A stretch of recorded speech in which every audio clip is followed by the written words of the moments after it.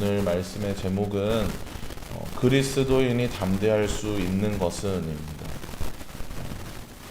그리스도인에게 있어서, 그러니까 우리가 믿는 이 신앙에 있어서 중요한 것들이 많은데요. 그 중요한 것들이 많은데 우리가 그 중에서 잃지 말아야 할 것은 우리의 신앙의 목적입니다. 그리스도인에게 있어서 신앙의 목적이 무엇일까요? 그리스도이신 예수님을 닮아가는 것입니다. 우리는 예수님을 닮기 위해 예배하고 예수님을 닮기 위해 기도하고 찬양 또한 마찬가지입니다. 예수님이 하신 일, 하나님이 하신 일을 우리가 선포하고 찬양함으로 그분을 높임으로 그렇게 그분을 바라보고 닮아가는 것입니다. 만약 우리가 이 신앙의 목적을 잃고 행위만 남는다면 목적을 따라가는 그 이와 목적을 따라가는 사람과 전혀 다른 길을 걷게 될 것입니다. 우리가 신앙의 목적을 잃은 채 행위만 남는다면 그 목적을 따라서 신앙하는 사람과 전혀 다른 길을 걷게 되는 겁니다. 같은 신앙을 하고 같은 행위를 하고 같은 모습을 보이지만 서로 목적이 다르기 때문에 그 길은 전혀 다른 길을 걷게 되는 것입니다. 신약에서 유대인들이 책망을 받았던 것이, 신약의 유대인들이 예수님께 책망을 받았던 것이 바로 이 때문이었죠. 그들이 하나님을 찬양하고 기도하고 율법을 지키고 제사를 했지만 그 행위들이 하나님을 따르는 것에 있지 않고 그 행위 자체의 목적이 있었기 때문입니다. 율법을 통해서 하나님께로 나아가고 그 행위들을 통해서 하나님께로 나아가는 것이 아니라 율법을 지키는 그 행위를 위해서 그들의 그 모습들, 그 행위들을 위해서 그것들을 위해서 그 일을 행하는, 그렇게 신앙의 목적을 잃은 그들을 예수님께서는 책망하셨습니다. 그렇기 때문에 그리스도인이 이 그리스도를 닮는, 예수님을 닮는 이 목적을 잃어버린다면, 그 행위 자체가 목적이 되어버린다면 우리 또한 저들과 같이 책망받는 신앙이 되는 것이죠. 이렇게 신앙의 목적을 잃지 마시기 바랍니다. 우리가 그렇게 목적을 따라서 신앙한다면 우리가 하는 이 예배는, 우리가 찬양하고 기도하는 것들, 이것들을 삶으로 살아가는 그 모든 것들이 각각 제 역할을 하게 될 것입니다. 그리고 이렇게 하기 위해서 우리가 해야 하는 것이 무엇이냐면 오늘 말씀에서 기도라고 하고 있습니다.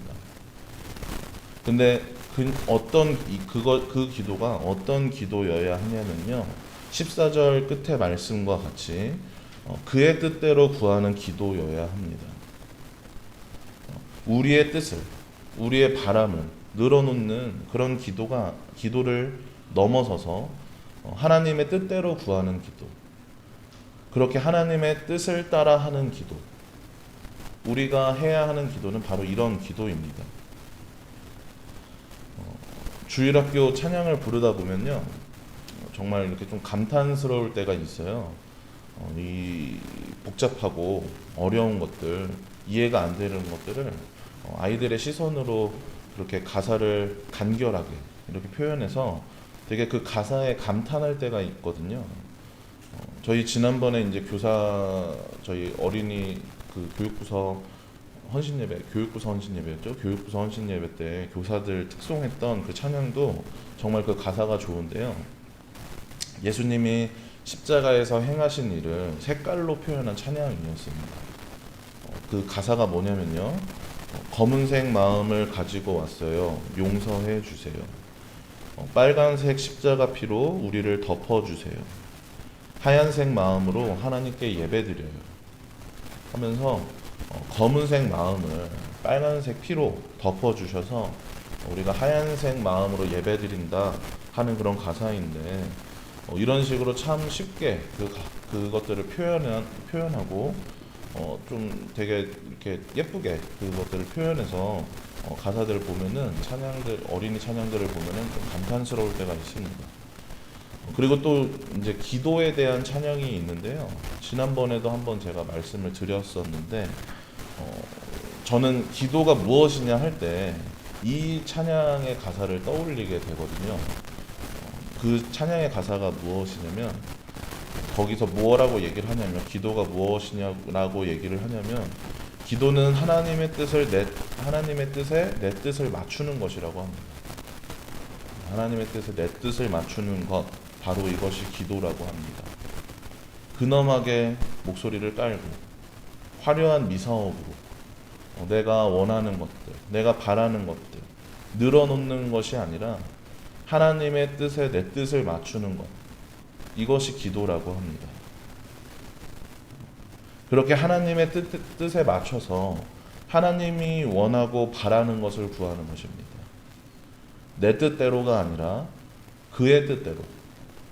그렇게 기도할 때 우리는 담대함을 얻을 수 있습니다. 하나님의 뜻대로 구하며 기도하기 때문에 15절 말씀과 같이 15절 말씀 제가 읽어드리겠습니다. 우리가 무엇이든지 구하는 바를 들으시는 줄을 안즉 우리가 그에게 구한 그것을 얻은 줄을 또한 아느니라. 하나님께서 우리의 기도를 들으신다는 이 믿음이 우리에게 담대함을 줍니다. 하나님의 뜻대로 구하는 이 기도를 하나님이 들으시기에 우리는 담대하게 나아가고 담대하게 기도하고 그 뜻을 하나님께 올려드릴 수 있는 겁니다. 우리의 뜻이 아니라 하나님의 뜻을 따라서 기도하시는 여러분들 되길 바랍니다. 그리고 이어서 16절 말씀에 우리 16절 같이 읽어보겠습니다. 시작. 누구든지 형제가 사망에 이르지 아니하는 죄 범하는 것을 보거든 구하라. 그리하면 사망에 이르지 아니하는 범죄자들을 위하여 그에게 생명을 주시리라. 사망에 이르는 죄가 있으니 이에 관하여 나는 구하라 하지 않노라. 아멘. 네, 사망에 이르지 아니하는 죄와 사망에 이르는 죄를 말하는데요. 처음에 제가 이 신앙의 목적에 대해서 말씀을 드렸었죠. 요한일서 또한 이 기록된 목적이 있습니다. 이단과의 논쟁으로 혼란스러워하는 성도들을 향해서 그렇게 혼란스러워하는 성도들을 향해서 말씀이 기록되었는데요. 그들이 예수가 그리스도이심을 알고 다시금 그 신앙, 올바른 신앙을 되찾게 하기 위한 목적을 가지고 이 요한일서를 기록했습니다. 사망에 이르지 아니하는 죄, 그리고 사망에 이르는 죄, 이것에 대해서 어떤 죄가 사망에 이르는 죄고 그리고 어떤 죄가 아닌지 자세하게 기록하고 있지는 않지만 요한 이 성경을 이 말씀을 기록한 요한이 구체적으로 어떤 죄를 말하는지는 모르지만 이 요한일서의 목적, 이 목적을 따라서 말씀을 보면요 이렇게 우린 받아들일 수 있습니다. 예수님께서 우리를 모든 죄에서 구원해 주셨죠. 이 구원을 통해서 우리는 사망에서 생명 그리고 어둠에서 빛으로 그렇게 우리를 인도해 주셨습니다. 그리고 우리는 이를 믿는 믿음으로 영생을 얻게 되었어요. 사망의 길을 벗어나는 유일한 길, 그 영생으로 향하는 유일한 길은 바로 예수 그리스도입니다. 사망에 이르지 아니하는 죄, 그러니까 그 어떤 죄라도 예수님을 믿는 그 믿음으로 사망이 아닌 생명에 이르게 합니다. 하지만 단 하나 사망에 이르는 죄가 있다면 그 길을 부정하는 죄, 예수님이 그리스도이시고 우리를 구원한 유일한 길이심을, 영생을 얻는 유일한 길임을 부정하는 그 죄가 사망에 이르게 하는 죄입니다. 우리가 이단이라고 부르는 이 단어의 뜻을 아실 건데요. 다를 이자에 끝 단자를 써서 끝이 다르다는 뜻이라고 하는데요. 그들은 지금 다른 길을 향해서 가고 있습니다. 이게 어떤 방식의 차이나 생각의 차이나 속도의 차이 뭐 이런 영역이 아니라 완전히 서로 다른 길을 가고 있는 것이에요. 그렇기 때문에 이단이라고 끝이 다르다고 부릅니다. 우리가 나 자신을 봤을 때 여전히 죄 가운데 있고, 그리고 여전히 그로 인해서, 그 죄로 인해서 괴로워하더라도 생명을 향해서 가고 있다면, 그 길 위에 우리가 있다면, 그 길 끝까지 우리가 나아간다면, 지금은 비록 이 여정 가운데 힘들어 하더라도 우리는 언젠가 그 생명에 도달하게 될 것입니다. 하지만 지금 어떤 모습을 하고 있더라도, 지금 무엇을 하고 있더라도 그 길이 생명을 향하는 길이 아니라면, 사망을 향해 가는 길이라면 그 끝은 죽음뿐입니다. 요한일서에서 계속해서 강조하고 있죠. 사랑하지 않으면, 사랑 안에 없으면 하나님 안에 없는 것이라고. 처음에 말씀이 진짜라고, 사랑과 교제와 연합을 강조하면서 계속 이 잘못된 신앙, 끝이 다는 신앙, 이단에 대해서 계속 말하고 있습니다. 그런 신앙이 아니라 올바른 신앙을 가지도록. 이와 같이 요한일서의 이 목적을 따라서 이 말씀을 보면 유일한 길을 부정하는 죄, 예수님이 그리스도이심을 부정하는 죄가 바로 사망에 이르는 죄입니다. 물론 그 길을 가다가 돌아설 수 있습니다. 하지만 예수님을 부인함으로, 그렇게 부정함으로 강팍해진 그 마음, 메말라간 그 마음은 돌이키기가 쉽지 않습니다. 그리고 이것은 이단에 대한 것뿐만 아니라 우리 주변에서도 그런 분들을 볼 수가 있죠. 그런 마음을 우리는 볼 수가 있습니다. 예수님에게서 돌아선 그 마음을 되돌리는 것은 보통 노력으로 되는 일이 아닙니다. 저 아는 동생 중에 그런 동생이 있어요. 같이 이제 저 모교회에서 신앙생활을 이제 열심히 하다가 지금은 신앙생활을 아예 놓아버린 그런 동생이 있는데, 지금도 가끔 이렇게 통화하고 이렇게 만나기도 하고 하고 그러거든요. 근데 이제 교회 언제 다시 갈 거냐 하면은 아직은 노는 게 좋다고, 아직은 가기 싫다고 그런 말을 하는 그런 동생이 있습니다.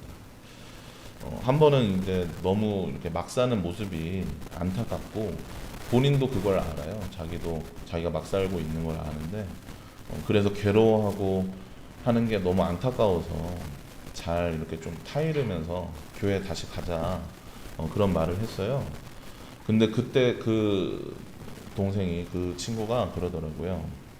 나도 그거 다 아는데 언젠가는 교회 갈 것 같은데 지금은 아니라고, 지금은 그런 마음이 들지 않는다고 그렇게 말을 했습니다. 이런 비슷한 얘기들 많이 들어보셨을 겁니다. 주변에서 교회 같이 가자, 뭐 이렇게 교회 다니시던 분들한테나 교회 나오시던 분들한테 그런 말을 했을 때 나도 그거 다 안다고, 근데 지금은 가지 않겠다고 하는 말을 많이 들어보셨을 건데, 그런 겁니다. 이 가물어 있는 땅에 비가 내리면 그 땅이 비를 흡수해서 비옥해지죠. 근데 그 가뭄이 너무 심해서 메마르면, 가뭄이 심해져서 메마르면 오히려 그 땅에는 비가 스며들지 않는다고 합니다. 비가 내리면 그대로 흘러내린다고 해요. 강팍해진 그 마음, 예수님을 선택하지 않고 계속해서 돌아서며 부인하는 그 마음, 그렇게 메말라간 그 마음을 되돌리는 건 쉽지 않습니다. 그래서 그런지 몰라도 이단에 한번 들어갔다 나오신 분은, 이단에서 이렇게 한번 빠졌다가 나오신 분들은 교회 생활을 잘 적응 못 하더라고요. 그것에는 여러 가지 이유들이 있겠지만 강팍해지고 메마른 마음, 그렇게 예수님을 부정하고 부인함으로 강팍해진 그 마음을 다시 회복하기가 쉽지 않은 겁니다. 아까 설교 초반에 말씀드렸던 그 예수님께 책망받았던 유대인들, 그들이 그렇게 강팍하고 메마른 자들이었습니다. 예수님이 눈앞에서 기적을 행해도, 십자가에서 죽으셨다가 살아나도, 그들이 바라던 기적과 그들이 바라던 이적을 눈앞에 보여줘도 그들은 끝까지 예수님을 부인했습니다. 예수님이 메시아이심을 아무리 증명해 보여도 목적을 잃은 신앙으로 강팍해진 그들은 끝까지 예수님을 부인했습니다. 그들의 그 예배, 그들의 기도, 하나님의 뜻과 전혀 상관없이 그들의 행위만 남아 있었기 때문에 그들은 그렇게 강팍해져 왔고 예수님을 부인하며 예수님이 눈앞에 있어도 알아보지 못한 것입니다. 사랑하는 여러분, 이러한 신앙의 모습은 성경의 유대인들만의 특징이 아닙니다. 우리 모두의 특징이고 인간의 특징입니다. 우리는 신앙생활을 해가다 보면 그 목적을 잃게 되고 행위만 남게 될 때가 있습니다. 그렇게 공허한 예배, 그리고 공허한 찬양, 공허하게 기도를 하면서 점점 메말라 가게 됩니다. 이때 우리가 해야 될 것이 바로 기도입니다. 내 뜻을 따라 하는 기도가 아니라 하나님의 뜻을 따라 하는 기도, 하나님의 뜻에 내 뜻을 맞추는 그런 기도를 우리는 해야 합니다. 우리의 신앙이 목적을 잃고 메말라 가기 전에 하나님의 뜻에 내 뜻을 맞추며 그의 뜻 안에 우리는 거해야 합니다. 그렇게 기도하는 우리에게는 공허함이 아니라 메마름이 아니라 담대함이 더해집니다. 주님의 뜻을 알고 그렇기에 주님을 알아가고 주님이 우리에게 행하신 일을 알아가고 우리의 기도를 들으심을 알기 때문에 우리 안에 하나님의 자녀라는 그 담대함이 더해지는 것입니다. 그렇게 오늘 본문의 18절과 20절의 말씀과 같이 이 믿음이 이 말씀의 내용들이 그 믿음이 우리에게 더해지기 때문에 우리가 담대하게 나아갈 수 있는 것입니다. 그렇게 주님의 뜻 안에서 기도하시기 바랍니다. 주의 뜻에 내 뜻을 맞추는 그런 기도하시길 바랍니다. 목적을 잃고 방황하는 기도가 아니라 계속해서 같은 말을 되풀이하는 그런 기도가 아니라 주님을 향하는 주님과 마주하시는 그런 기도하시길 바랍니다. 그리하여서 날마다 그 뜻 안에서 구하며 우리의 기도를 들으시는 주님으로 담대한 가운데 나아가시는 신앙의 그 목적, 우리 기도의 목적을 분명히 하시는 모두들 되시길, 우리 주문진 성결교회가 되길 주님의 이름으로 축복합니다.